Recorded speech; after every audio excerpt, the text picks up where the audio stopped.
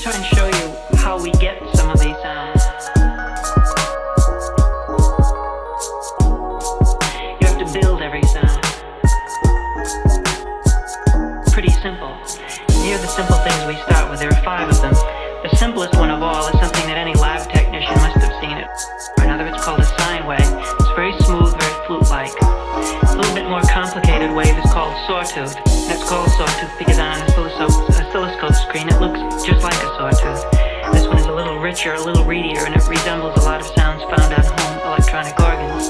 Something in between those last two, and a very useful sound indeed, is something called triangular, and it's kind of a pointed sine wave. This one's called pulse wave, and I'm just going to show you how it swings into a thing called square wave. It's up, down, just like a switch. If you flip a switch, you're making a pulse wave.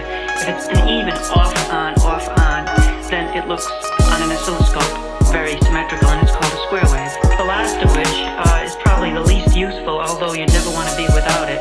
It's very colorful, very coloristic, and its pure form, it sounds like surf or a steam sound. It's called white noise.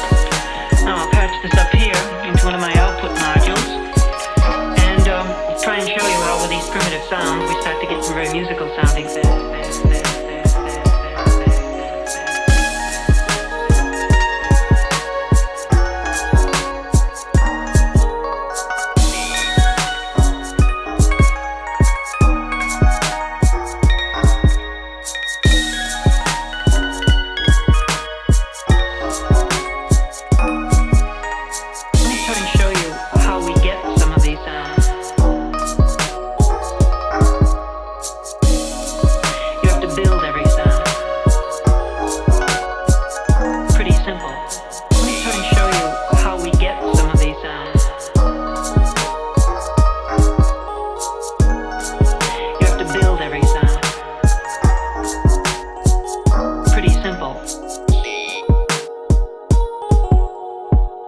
Here are the simple things we start with. There are 5 of them.